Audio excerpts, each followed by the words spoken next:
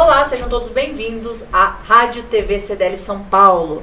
Estou hoje com o presidente Maurício Stenoff. Olá, Maurício. Bom dia a todos vocês. Hoje eu fiz questão de participar dessa entrevista porque o nosso entrevistado é uma pessoa muito especial e autor de um projeto que tem beneficiado o transporte aqui em São Paulo, e eu vou deixar a apresentação dele para que você faça. Claro. Hoje o nosso assunto, a pauta aqui do nosso programa é o legado da faixa azul e outros feitos na gestão municipal.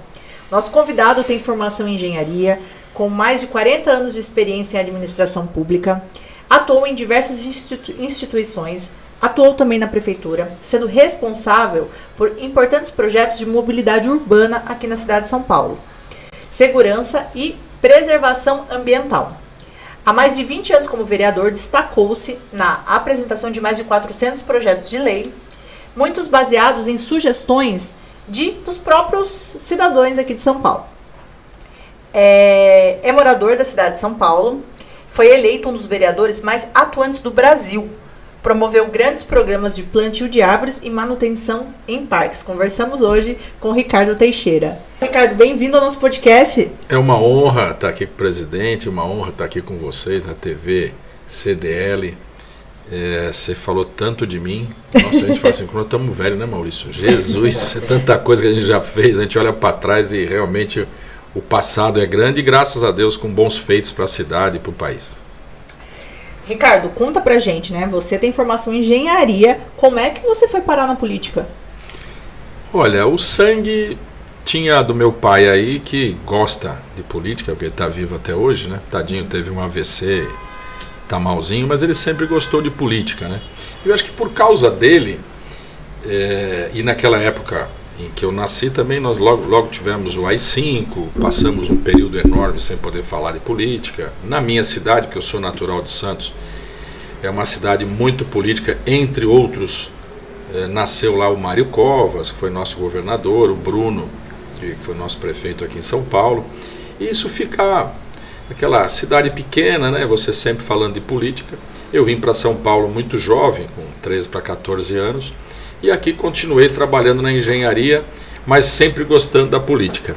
E realmente são poucos engenheiros na política, A maioria é advogado, temos professores, temos médicos, mas engenheiro é difícil. Mas a vida foi nos levando, eu trabalhava sempre em coisa pública, Entrei muito jovem lá na companhia de engenharia de tráfego, entrei como estagiário aos 17 anos de idade. E até hoje a gente tem esse vínculo com a empresa, porque eu ainda sou funcionário lá. Acho que tudo um pouco me levou para a política, mas uma das coisas assim, que eu falo isso até hoje, o mandato te dá um poder de transformação da cidade, Porque só técnico você consegue fazer grandes coisas, mas quando você representa uma parte da sociedade, você tem poder para estar propondo, através de leis e projetos, alterações na cidade. Eu acho que isso que me fascinou sempre, De passar do balcão de técnico, que eu fui durante muitos anos, para o lado da política, para tentar inovar, mudar e sair desse lugar comum que a gente vive. E graças a Deus tivemos aí boas coisas, como você num breve relato do meu currículo já falou. Legal, bacana. Vamos lá, quais foram os principais objetivos de implementar a faixa azul aqui na cidade de São Paulo? Então, a faixa azul, a gente tem que voltar um pouquinho no tempo. Nós, companhia de engenharia de tráfego, a gente tem um problema com os acidentes que envolvem mortes, A cidade de São Paulo ela sempre foi campeã no número de mortes, até pela quantidade de frota que tem, a quantidade de habitante que tem. Nós já tínhamos feito testes para motocicleta andar em faixa exclusiva. Foi no governo Kassab, foram feitos testes na Vergueiro, na Liberdade e na Sumaré. E não deram certos. Na época, a Secretaria Nacional de Trânsito, o CONTRAN, acabaram então proibindo e inviabilizando novos projetos, porque aquele tinha dado errado. E por que deu errado? Nós tiramos o motociclista da faixa dele, que ele anda sempre entre a faixa 1 e 2, e colocamos ele para andar junto ao meio-fio, junto ao canteiro central. O que acontece ao longo do tempo que foi feito o teste? Nós tivemos um aumento de 670% no atropelamento de pedestres. Porque o pedestre não está acostumado a ver o tráfego parado, você põe o pé para atravessar e de repente viu uma moto que ele não esperava ela ali naquele cantinho e a pessoa era atropelada. Por causa disso foi paralisado. Só que de lá para cá, o número de motocicletas em circulação na cidade de São Paulo não para de aumentar. Hoje nós temos 1,5 milhão de motocicletas autorizadas a circular, ou seja, licenciadas só da cidade de São Paulo. Se você for pegar a grande São Paulo, tem mais 38 municípios, você tem quase esse mesmo número, ou seja, você tem uma circulação na cidade de mais de 1,5 milhão de motocicletas todos os dias. E as vias não estão preparadas para elas. Então, se a gente imaginar na questão da mobilidade, o trem tem um lugar para andar, o metrô tem um lugar para andar, o pedestre tem um lugar para andar, o ciclista, né, e aqui a gente está vendo uma das primeiras ciclovias da cidade, aqui na Paulista, o ciclista tem lugar para andar, o carro, né, só observar aqui, ó, tudo balizado, bonitinho, pintadinho, o carro também tem lugar para andar, o ônibus também, está lá o ônibus, olha lá. E aí você olha para a motocicleta, aí ali vem uma motocicleta passando. O que acontece com aquela motocicleta? Ela vai passar no meio dos carros, porque aqui na Paulista ainda não tem faixa azul. Isso acontece na cidade inteira. O motociclista ele anda para lá, para cá. A CT estreitou as faixas, muitas da cidade, para ter mais facilidade e mobilidade para os carros. E o motociclista ficou cada vez mais perdido por onde ele anda e o número de acidentes exponencialmente subindo. E aí veio a questão da pandemia, onde o número de motociclistas durante a pandemia subiu barbaridade. As pessoas começaram a pedir delivery, né? Vou chegar lá. Aí vem o pós-pandemia, que o poder aquisitivo da população baixou muito. Então, aquela pessoa que andava de carro, ela foi andar de moto, porque ela não tem mais condições de circular com o carro. E aquelas pessoas que andavam de carro, muitas delas foram andar a pé. Então, o que nós vimos no pós-pandemia? O número de atropelamentos subir, isso para quase uma morte todos os dias na cidade, instantâneo, é morte no asfalto, e 1,3 mortes de motociclista também instantâneo no asfalto. Isso, e aí volta, né, para aquela inquietude que a gente tem de não deixar as coisas do mesmo jeito, não, a gente tem que fazer alguma coisa. E fomos estudar então a questão de uma nova faixa para motocicletas. Como nós já tínhamos, é por isso que eu contei na página anterior, como já tinha a negativa de Brasília, fomos a Brasília. Na época o ministro de infraestrutura era o atual governador de São Paulo, Tarcísio. Fomos a ele, fomos ao secretário nacional de trânsito e levamos as nossas preocupações com as mortes que tínhamos no trânsito. Levamos ao prefeito Ricardo Nunes a situação de hospitais, a situação na cadeia produtiva, que você para o menino de trabalhar, o número de sequelados é uma coisa crescente. Você tem gente que você vai para o resto da vida ter que pagar uma indenização para ele. Quem vai pagar somos nós, está sendo aposentado com 20, 21 anos de idade. Então você tem uma guerra acontecendo e você não podia ficar quieto. Então as autoridades foram sensíveis e nos autorizaram a fazer o teste na 23 de maio. 5 quilômetros de teste. Por que começamos a 23 de maio? São dois atores ali, é o carro e a moto. Não tem pedestre, não tem caminhão, o ônibus já anda longe, não tem semáforo, era um trecho quase inteiro plano e reto, então era fácil fazer um teste. Começou assim, né? Até para não me estender muito na tua pergunta, começa assim, ó, o número de acidentes envolvendo motocicleta continua crescendo na cidade exponencial, tínhamos que fazer alguma coisa. Fizemos, está implantado e vem dando certo. Que legal, que bacana. Se me permite, eu estava prestando atenção no que o governador estava dizendo. Aliás, moramos na Moca, né? Moramos na Moca. Somos vizinhos ali. E eu também sou motociclista, então para mim tem um grande interesse nesse assunto, mas o que me chamou a atenção são duas coisas. Primeiro, a preocupação em ocupar um cargo público, eletivo ou do executivo e deixar um legado positivo.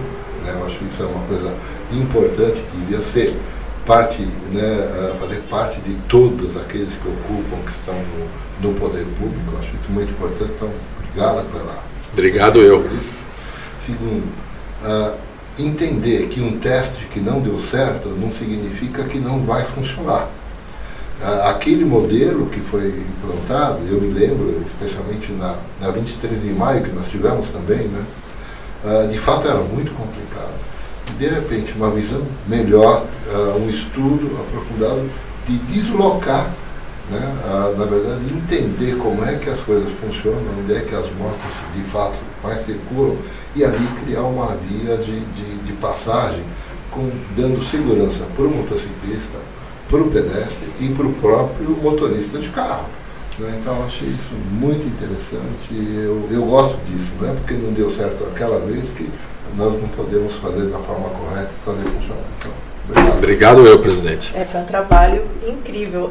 Conta pra gente qual foi assim, o maior desafio enfrentado durante o processo de implementação aí da faixa azul. Então, é um pouquinho, né? Eu já tinha falado anteriormente, mas assim, e o Maurício colocou bem, o presidente coloca bem. Como já tinha dado errado, então você vai falar com o ministro não quer nem te ouvir. Você vai falar com o prefeito não quer te ouvir. Né? Ninguém quer, não, isso vai dar errado.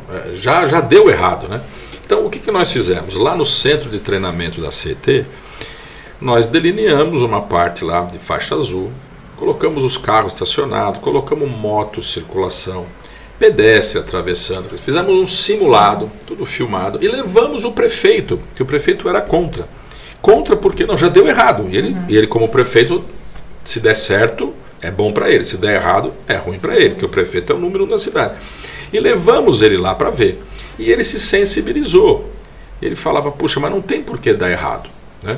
Graças ao bom Deus, porque ele é a autoridade máxima do município, ele nos autoriza a fazer o teste. E aí nós fizemos o teste na 23 de maio. Então, primeira grande dificuldade foi convencer o ministro, o secretário nacional e o prefeito. Passo seguinte, antes de implantar, o que nós fizemos? Nós procuramos toda a imprensa de São Paulo, todas as associações, sindicatos, todos, sensibilizando, olha, nós vamos implantar algo novo. Isso não existe no mundo. Nós temos que ter todo mundo junto, participando. Nós temos que ter um grupo de pessoas a favor. Os meninos estão morrendo na rua. Por exemplo, o Rodrigo Bocardi lá na Globo, todo dia ele abre o Bom Dia São Paulo com uma imagem. Ele é um dos maiores defensores da faixa azul. A imagem ele abre lá na 23 de maio. Eu vim descobrir por quê. Ele foi motoboy, ele anda de motocicleta, ele sabe a dificuldade que é andar de motocicleta. Então, nós sensibilizamos a imprensa e eles, o sindicato e as associações. E a fiscalização, tanto a Polícia Militar quanto a Polícia Militar de Trânsito, nós também sensibilizamos para que, olha, nós vamos ter que ter constante vigilância para que isso dê certo. E aí nós implantamos pedacinhos, 5 quilômetros, e aí foi uma reação que até hoje é assim, porque um lado da 23 de maio não tem e o outro lado tem. Então você filma e observa o lado da 23 de maio que não tem a faixa azul. O motociclista continua perdido, como aqui na Paulista, buzina, né? Fica aquele, o trânsito é estressante para o motorista, para o motociclista. E aí você filma e observa o outro lado. Parece que todo mundo virou educado, parece que todo mundo respeita a sinalização, o motociclista não buzina, o carro não fecha a moto não xinga o carro, ninguém chuta o retrovisor de ninguém. Quer dizer, então de repente você, mas a faixa azul era só para delimitar uma área para andar, mas de repente você tem tudo dando certo. E aí a gente tem uma outra filmagem, que é lá na Jacupêssego. A Jacupêssego tem um trecho grande, são os 10 quilômetros de faixa azul, e lá é um tráfego mais rápido, pesado, muito caminhão, atravessa a cidade no extremo leste, e depois você tem um outro trecho de quase 10 km também que não tem a faixa azul. E gente, é impressionante, naquele trecho onde tem a faixa azul, tudo acontece como deve acontecer, como está no código, e os outros 10 que não tem é uma bagunça. Então a gente entendeu que além de você delimitar, você criou uma respeitabilidade entre as pessoas muito grande. Porque as pessoas se respeitam. O motorista gostou, o motociclista aplaudiu, o pedestre sabe onde ele caminha, ou seja, teve uma organização muito grande. Então, dificuldades, como você perguntou, eu acho que era tirar da inércia, morreu mais um, é assim que eles morrem, no mundo inteiro é assim. E de repente você consegue inverter essa curva e mostrar que tem uma solução. Foi duro, mas aí está implantado. Graças ao bom Deus, eu fico muito feliz, está dando certo. Legal, bacana. Como você falou, né? Além de diminuir os acidentes, também teve uma melhora na fluidez do tráfego, organização mesmo do sistema de trânsito, né? Aqui da cidade de São Paulo. Houve alguma resistência das pessoas, né? Enfim, das pessoas no geral? Vocês tiveram que fazer alguma publicação para explicar como iria funcionar? Teve essa resistência do público? Sim, é assim. Vamos pegar a Avenida dos Bandeirantes, que foi o segundo teste, que vem na sequência. E por que a Avenida dos Bandeirantes? Porque a gente tinha na 23 de maio 2 atores. Quando vai para a Avenida dos Bandeirantes, você tem semáforo, ônibus, caminhão, pedestre, vendedor no meio dos carros, onde a moto vai andar. Você tem comunidades de moradores de rua. Então você tem a cidade. Então é uma via longa de 9 quilômetros. E outra coisa, o motociclista que vem da Marginal Pinheiros, ele vem num estresse muito grande, que as marginais é onde mais mata motociclista. Na Pinheiros morrem 12 motociclistas ano, nós estamos falando um por mês. A Tietê são 11 anos, 11 por ano. Então ele sai da Marginal estressado e entra na Bandeirantes com aquele estresse. E aí você entra num tráfego lá rápido e entra na Bandeirantes num tráfego lento. E uma outra coisa, liga a zona oeste da Grande São Paulo com o ABC. Ou seja, você ali atrai um monte de motociclistas que não é da cidade. Por isso que a gente quis fazer um teste. Vamos agora pegar um perfil diferente e vamos colocar a cidade para funcionar. Logo que nós implantamos, eu tive que fazer uma reunião na minha sala, enquanto secretário, com todas as autoridades envolvidas, com todos os sindicatos, com a imprensa, com todo mundo, para fazer, gente, ou a gente se une, ou vai dar errado. Por quê? Os meninos ali estavam voando, literalmente, a 120 por hora. E eles faziam um filme, inclusive, olha aqui como é bom a faixa azul, estou a 100 por hora e tal. Nós, naquela época, hoje eu acho que já aumentou, colocamos 4 radares, 2 para o sentido, só para fiscalizar os motocas, os motoboys, os motociclistas, em função do desrespeito à velocidade. Então você cria um cenário importante, está todo mundo funcionando, mas, ser humano, agora eu vou correr que nem um maluco. Conseguimos, de novo, fizemos campanha, graças a Deus não tivemos nenhum atropelamento, porque ele tem muito pedestre, muito vendedor de água, de fruta no meio dos carros. Fizemos todo um trabalho com todo mundo envolvido, com todo mundo. Ali os postos de gasolina ajudaram, os moradores ajudaram, todo mundo se envolveu para que desse certo. Uma sinalização nova, então todo mundo se envolveu. Agora, aonde você tem mais dificuldade, isso até hoje, né? E aí eu falo que nós, sociedade como um todo, somos culpados.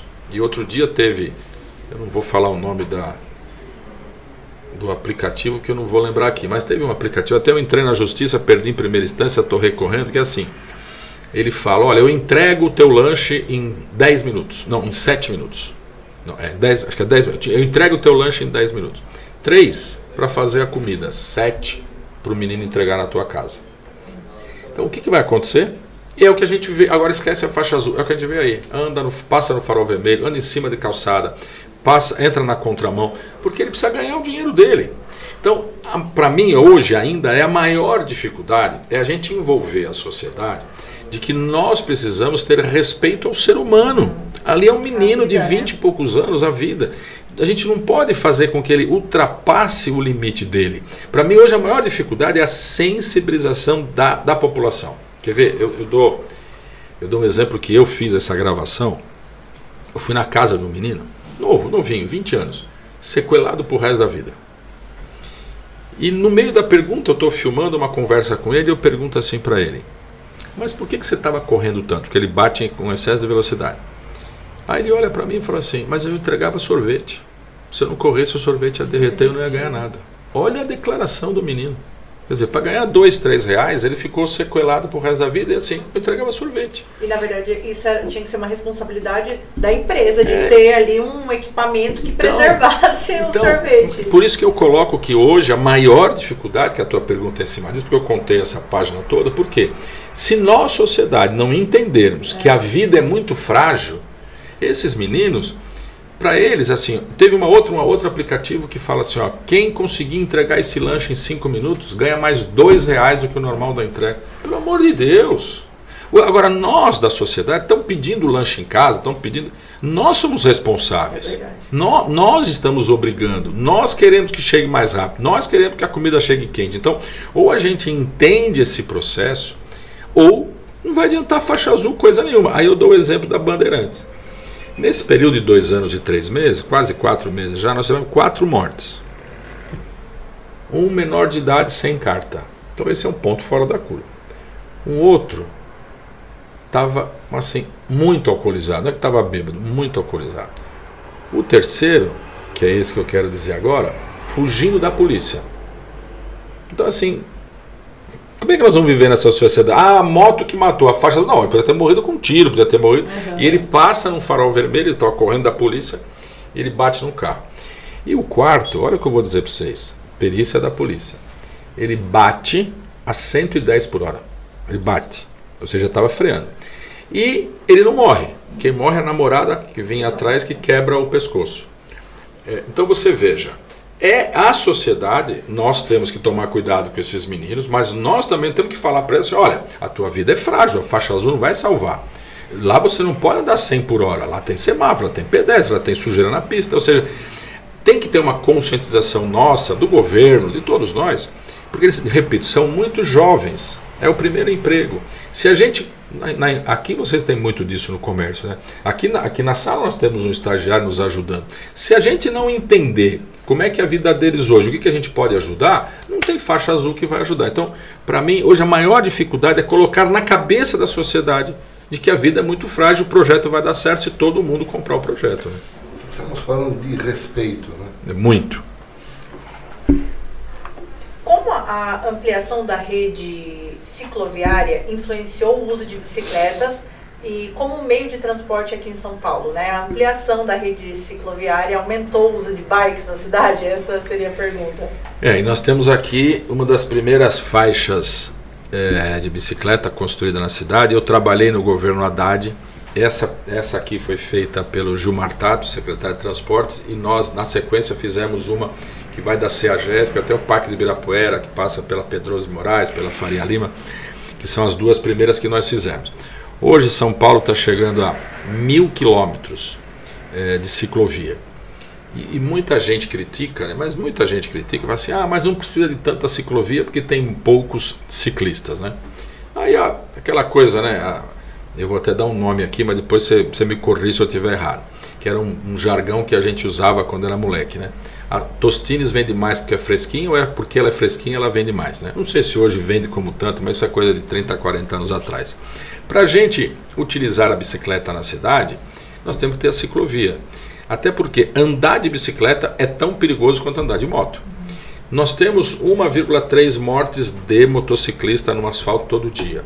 E é 0,1, ou seja, 10% de uma vida os ciclistas na cidade de São Paulo.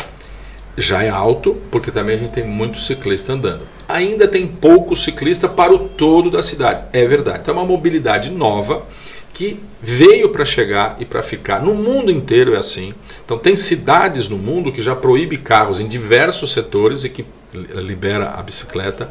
Tem lugares no mundo que as pessoas estão vendendo seus carros para comprar bicicleta, para andar de bicicleta. Então é uma realidade que vem para ficar. De novo, parece que quem tem carro é dono da cidade, né?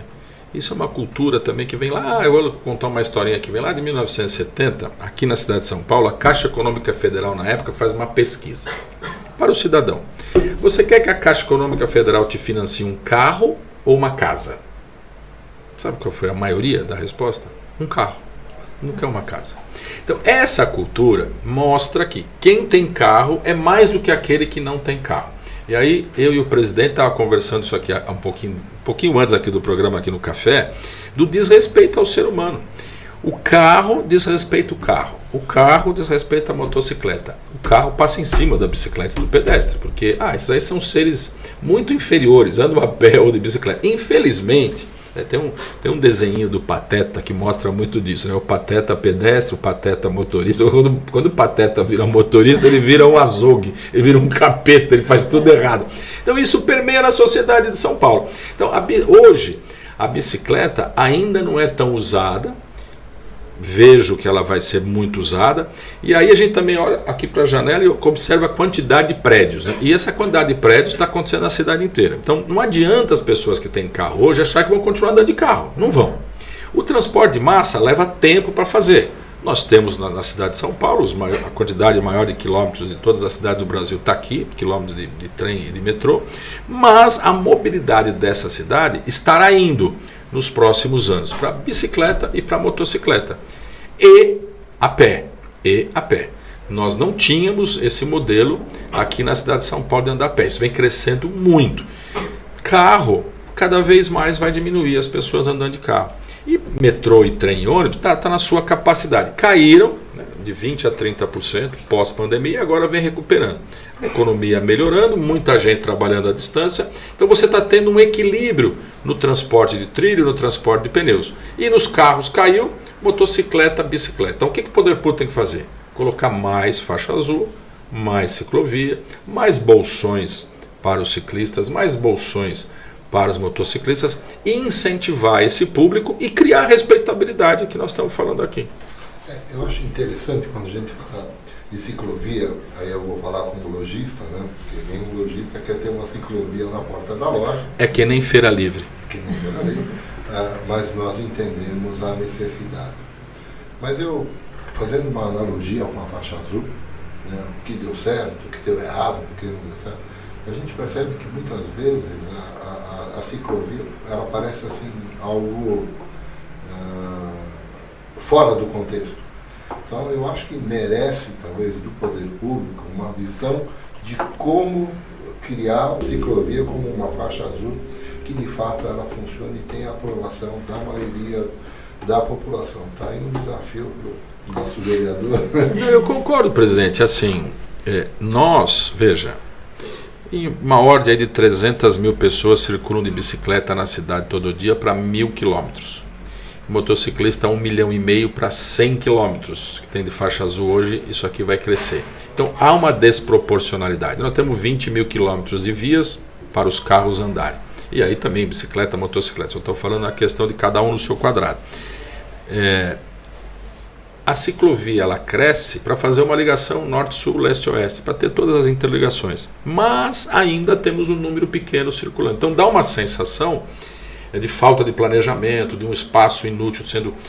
E aí é o que eu acabo de colocar antes, assim, nós estamos criando um espaço para que seja utilizado. Mas cabe ao poder público fazer essa medição constante. Está no plano cicloviário da cidade, os próximos 4 anos, colocar mais 800 quilômetros de ciclovia. Então nós vamos passar de 1.000 para 1.800. Está razoável? Precisa fazer mais audiência pública? Precisa discutir nos bairros? Teve aderência? A quantidade de ciclistas aumentou? Então este momento de equilíbrio de 1.000 para 1.800 tem que fazer uma reflexão como você está colocando, presidente. Será que o plano foi bom? Será que as pessoas se adaptaram? Será que é esse o caminho? E uma coisa que a gente vai ter que plantar isso aqui já já também, vai mudar a questão da mobilidade para o transporte de drone. Então, será que vale a pena continuar investindo nesse modal? Não vai ter um outro investimento? Então, é muita coisa. Estamos falando de quase 2.000 quilômetros, já 10% da malha, você tendo espaço para bicicleta. Vai continuar existindo isso? Então, tudo isso tem que colocar na peneira para o próximo prefeito, ou os 2 próximos, ou se um ganhar e fica 2 anos, fica 8 anos, nós vamos ter aí, os próximos 10 anos, não só em São Paulo, mas também em São Paulo e mais aqui, uma mudança radical na mobilidade das pessoas. E nós vamos ter que estudar isso com a lupa, porque São Paulo hoje, o espaço urbano, ele é muito disputado. Então aqui vai ser um estudo com a lupa mesmo. Né? Verdade, nós estamos conversando a respeito da verticalização da cidade e os impactos que isso vai trazer na mobilidade. Então o uso de bicicleta, de motocicleta, dos veículos leves, né, os evitols que estão chegando, tudo isso vai fazer parte da nossa realidade. E um acidente com o Levitol, uma trombada de Levitol não é nada. Dizem os engenheiros que estão projetando, vamos chamar de aeronaves, vai assim, né? Que é impossível eles baterem. E isso vai vir para o carro, né? Porque você não vai pilotar o drone. Você senta, aperta o cinto, ele levanta e te leva a outro lugar. Quem vai te dirigir é um computador. Então, você vai ter... E isso vai vir para os carros também, porque você tem várias cidades do mundo já ampliando as frotas autônomas. Então, você... É difícil, né? Cabelinho branco, eu e o Maurício aqui, assim, meu Deus, mas será que isso é possível? Nós vamos andar no carro e o carro vai ir sozinho? E vai. E aí... são ganhos que nós vamos ter, né? Principalmente na questão da segurança. O número de acidentes vai a 0. Por isso que eu digo, os próximos 10 anos, gente, vai mudar tudo na área, porque senão a cidade vai parar. A gente levanta prédio, um monte de gente morando para 12 milhões de pessoas aqui, como é que nós vamos circular? O trânsito cada vez pior. Não tem como, né? Com a quantidade de gente que mora aqui, o espaço viário não aumenta. A cidade vai se reinventar, porque eu sempre ouvi, desde que eu mudei para cá, 50 anos atrás, São Paulo vai parar, São Paulo vai parar, São Paulo não para. São Paulo se reinventa e leva esses modelos novos para o mundo inteiro. É uma delícia, né? Para quem está do lado de cá do balcão, como servidor público, como funcionário público e defendendo essas políticas públicas, é uma delícia você ver a mudança que São Paulo faz para o Brasil, né? Para o Brasil. Deixa eu aproveitar até para que a nossa entrevista mude um pouco, né, o assunto. A democracia é o melhor sistema que tem. É muito chata, né?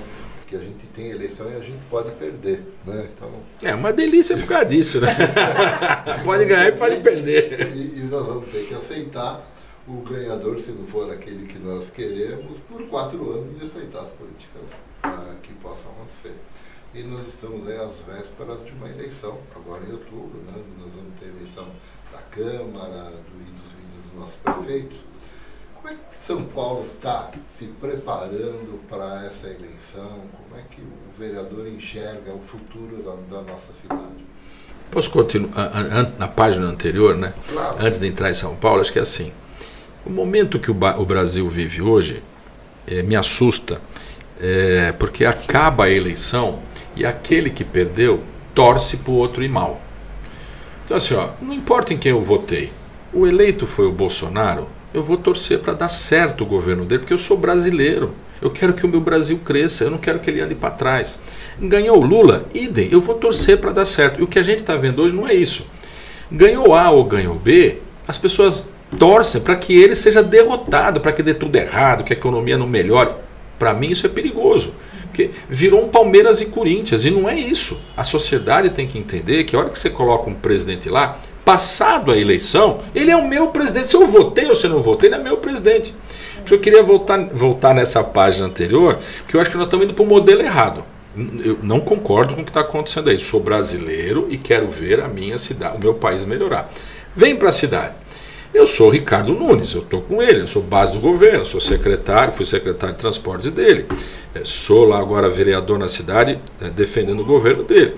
Ele vai para uma eleição, tem muita chance de ganhar, eu espero que ele ganhe. Mas ganha o outro lado, que hoje a gente sabe que é um Palmeiras e Corinthians. Ou é o Boulos ou é ele. Ganhou o Boulos. Eu vou ser contra o Boulos? Por quê? Ele vai ser prefeito da minha cidade. Mas ele isso, ele aquilo, eu não vou ter ele, não gosto dele. Mas ele é o prefeito da minha cidade. Eu tenho que ajudá-lo. A população tem. Nós queremos a nossa cidade melhor. Então, de novo, acho que o brasileiro, o paulistano, o paulista, nós temos que refletir isso que está acontecendo na sociedade, que para mim é um modelo errado. A hora da eleição é a hora que você vai lá, externa o seu ponto de vista, faz o voto. Perdeu, ganhou? A vida vai continuar, você tem que trabalhar, pagar imposto, sobreviver e continuar a vida. Agora vem para São Paulo. A cidade está boa. O Bruno eleito, né, infelizmente morreu muito jovem. O Ricardo Nunes pega o governo em maio, o primeiro ano de governo, e ainda com todo o time do Bruno, né, não saiu ninguém do governo, simplesmente ele entrou na cadeira e deu continuidade àquilo que foi proposto pelo Bruno. A cidade está indo bem, ao meu ver, quer dizer, demos muita sorte no período. O problema com a pandemia foi para o mundo inteiro, mas a cidade cresceu, nós tivemos recursos para fazer muitas obras, recapeamento, posto de saúde, canalização de córrego. Então você vê um monte de coisa que foi feito, que estava parado e que o prefeito fez. Hoje, se você pensar 5, 6 anos atrás, você tinha vaga em creche? Não, você tinha fila em creche. Hoje você tem vaga em creche sobrando. Então é uma mudança radical para quem mora mais na periferia e que tinha aquele problema de aonde eu deixar meu filho para poder trabalhar e ajudar minha família. A questão do recapeamento, nunca se viu tanto recapeamento. Nós estamos falando aqui de faixa azul, quer dizer, a sensibilidade do prefeito autorizar e fazer. Então você tem vários, o ônibus, a tarifa zero aos domingos, que eu sempre defendi desde o meu primeiro dia de mandato, tarifa zero para todos os dias do ano. Ou seja, você tem políticas públicas hoje olhando para a cidade. tem chance de ganhar? É o Palmeiras e Corinthians. Eu acho que o Ricardo Nunes está indo bem e tem chance de ganhar. O Boulos tem chance de ganhar? Também tem. É natural, o Lula é o presidente, está apostando nele aqui e nós vamos fazer uma disputa. No dia seguinte, dia 1º de janeiro, eleito A ou eleito B, nós vamos estar trabalhando para quem ganhar. Torço para o Ricardo Nunes, que além de meu xará é meu amigo. Sabe, falando nisso, eu concordo plenamente com o que o vereador disse. A eleição é o momento onde a população decide para que lado quer andar. Tendo o vencedor, ele vai sentar na cadeira, ele vai comandar. Aliás, também a gente sabe, né, quando você entra numa cadeira, você não tem pleno poder. Né? Tem uma série de coisas, de limitações para o cargo e até obrigações mesmo que o prefeito tem. Outro dia eu estava conversando com o ministro, falando como lojista, falei, olha, ministro, para nós o que importa é o país crescer e se desenvolver, gerar emprego e renda. Quando você tem emprego e renda, a loja vende. Eu não vendo simples assim, né? Simples assim, né? Então, não dá para a gente torcer contra nenhum governo, porque nós estaríamos torcendo contra nós mesmos. Né? Então, gostei dessa tua visão, sei do seu trabalho, sei de, mesmo quando os governos que estavam na cidade de São Paulo não eram não foram governos que eram apoiados pelo vereador, mas sempre percebi que tinha um interesse maior que ligava o vereador aos interesses da população, independente de quem estava no poder. Claro, quando o prefeito o vereador é da base do prefeito, sempre as coisas são mais fáceis, né? Mas mesmo em outras épocas, isso nunca impediu um bom trabalho do vereador. Obrigado, presidente. Eu lembro a questão do Haddad, que eu fui secretário dele. É assim, eu trabalhei até o último minuto da eleição. Eu posso contar um pouquinho, está muito longo o programa? Não, pode contar. Então eu vou contar inteiro. Eu trabalhei até o último minuto para o José Serra. E o Serra perdeu a eleição para o Haddad. E realmente, você acaba a eleição, você está cansado, você quer descansar um pouco. Tá? Eu tirei alguns dias para descansar e desliguei celular. Falei, vou ficar uma semana, né? Eu ganhei a eleição, o Serra perdeu. O Serra é moquense, que nem nós, é um amigo, tadinho, está muito doente também, tá fraquinho da saúde. E aí, passado aqueles 5, 6 dias de descanso, liguei meu celular e tinha um monte de ligação do Donato, que hoje é deputado estadual do PT. Era vereador na época. E ele, Donato, um monte de ligação. Eu falei, nossa, o que o Donato quer comigo? Eu ligo para ele, oi Donato, tudo bem? Então, pô, onde você está? O prefeito Haddad gostou do seu currículo, quer te convidar para ser secretário do Verde do Meio Ambiente. E naquela época eu estava no PV. Eu falei, Donato, você ligou para o Ricardo errado, meu. Eu trabalhei para o Serra. Eu fui eleito na chapa dele. Ele falou, não, nós sabemos, mas o seu currículo é importante e o prefeito quer conversar com você. E aí, num governo de coalizão, o PV aceita e entra no governo. Eu fui secretário do Haddad, do Verde e do Meio Ambiente. Fizemos o maior, na época, né? Hoje isso já está ultrapassado, mas o maior plantio que a gente fez num governo foi no governo do Haddad. Nesse governo do Haddad, uma coisa também que nós, cabelinho branco, vamos lembrar, eu acabei com a Controlar.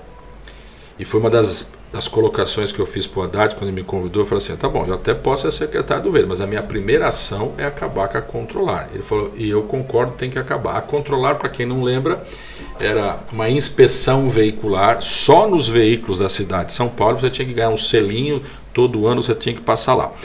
E para mim, a gente tem que tomar cuidado com o nosso meio ambiente, com o ar que a gente respira, tem que ter um controle. Só que o que estava errado à época para mim?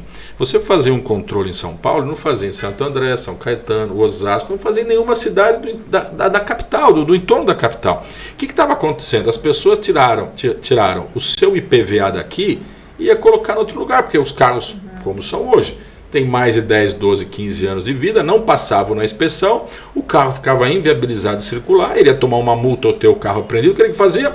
Ia para lá. Fazia, tá errado, o cara vai...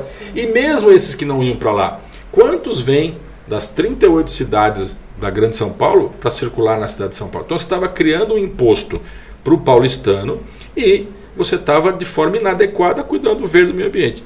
E eu entrei em janeiro e em fevereiro eu denunciei o contrato e em menos de um ano o contrato da Controlar acabou. Então vem o que a gente fala, você vai para o lugar público, você vai sentar numa cadeira de gestor público, faça o seu melhor. Não empurra com a barriga. Não, faça aquilo que a população quer que você faça. Então esse, né, eu dou um bom exemplo aí da Controlar. E na sequência, um ano depois, eu vim para a Secretaria de Subprefeituras. E que junto com a Secretaria de Transportes a gente fez o maior plano cicloviário daquela época na Prefeitura de São Paulo. Eu nunca fui petista e nunca fui da esquerda, eu sempre fui de centro. Mas o meu currículo foi bem visto por eles. E eu fui um gestor público de uma administração do Haddad, que hoje é ministro. Mas como eu trabalhei com o Serra, que eu fui na administração dele, como eu trabalhei com o Kassab, que eu fui na administração dele, e como eu fui secretário agora do Bruno, do Ricardo Nunes. Então assim, gestor público não pode ter lado. Lado é na hora da eleição. Depois da eleição, você tem que administrar a cidade. Isso é a delícia da vida, né? O perder ou ganhar na eleição faz parte, é da vida. Se só o Palmeiras ganhar, né? Não, o presidente é corintiano. Se só o Corinthians ganhar, o que vai ser do Palmeiras, não é isso? Então, tem que perder e ganhar um, tem que perder e ganhar outro. Então, aí, você sentou na cadeira, começou o governo, você é gestor público. Você tem que defender o que a população quer de você. Para mim, isso é muito transparente, é muito tranquilo. Olha, a gente escuta, né? Mas é uma coisa que é tão incomum o que o vereador está falando, né? As pessoas torcem contra, não pensam no bem comum e parece ser uma coisa tão óbvia, né? Que o vereador falou. Não, quando eu sentei lá, eu fui fazer o melhor. É para isso que eu fui colocado lá. E a gente espera que isso daí se multiplique, que isso daí comece a ter se espraie, né? Pelos aqueles que estão no poder público de forma geral, e que a gente consiga de fato transformar o nosso país num país melhor, porque essa postura é a postura que nós esperamos de todo gestor público, seja do executivo ou seja do próprio legislativo, não importa, mas que sejam pessoas que sejam comprometidas com a população, com o país, com a cidade, com o estado, não importa a área de emergência que ele está tendo. Olha, vereador, eu não sei mais o que te perguntar, porque... Estou feliz da vida, vocês me deixaram contar um monte de mentira aqui, eu vou contando. Para nós é importante, mostra que nós temos, de fato, pessoas no poder público que são comprometidas com o bem maior, não importa. Que é a população, né? Com a população. Nós esperamos que tenhamos muito mais Ricardos Teixeira. Amém. No nosso, tanto no legislativo, no executivo, enfim, no poder público, que a gente possa crescer. Então, se o vereador quiser complementar com mais alguma coisa, por favor, o microfone é seu. Olha, eu não sei se todas as perguntas que estavam programadas você fez. Foi. Bom, então tá bom. Não, fico feliz, agradeço, honrado, como eu cheguei aqui e falei no começo, né? A gente tem que ser verdadeiro. Tá tomando um cafezinho lá e contando a nossa chegada aqui, porque os dois vieram da Moca, né? E para mim o que falta na sociedade hoje é respeito ao ser humano. Que é o que a faixa azul ela propõe, né? Salvar vidas. E eu acho que o respeito ao ser humano salva vidas. Então fica plantadinho isso aí no nosso final aqui do nosso podcast, para que quem está nos vendo, quem está nos ouvindo, poupe as vidas, né? Às vezes tem uma coisa tão banal, um briga com o outro no trânsito, um mata o outro, uma fechada, porque é uma coisa tão pequena, né? Então a vida é muito frágil, a gente tem que tomar cuidado com isso, e acho que coisa simples a gente consegue salvar vidas, e se Deus quiser, faixa azul vai continuar salvando vidas. E vai se tornar um modelo aí para outras cidades também. Amém. Ricardo, como que tá suas redes sociais, quem quiser acompanhar todos os seus projetos, suas redes sociais, né, as suas publicações? É tudo no meu nome, né? Tudo Ricardo Teixeira, que não é o presidente da CBF. Então, todas as redes, ela entram como Ricardo Teixeira. Eu tenho TikTok, Instagram, Facebook, tem tudo aí. Eu prefiro, eu vou dizer aqui o meu número de WhatsApp, porque eu prefiro o número de WhatsApp. É 9472737700.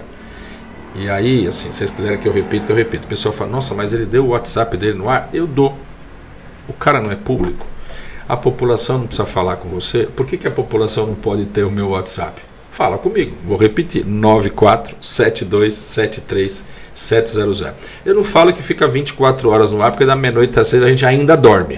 Mas está lá, o pessoal deixa o recado e a gente retorna. Então fica a dica, quem quiser entrar em contato com o Ricardo. A gente vai deixar aqui o seu telefone na nossa bio, então quem quiser pode conferir lá. Presidente Maurício, muito obrigada por participar. Você que ficou aqui, dá o seu like nesse vídeo, se inscreva no nosso canal, nos acompanhe em todos os nossos canais de comunicação aqui da Rádio TV Cideli São Paulo. Muito obrigada, Ricardo. Volte outras vezes aqui. Obrigada pela audiência. Até o próximo episódio.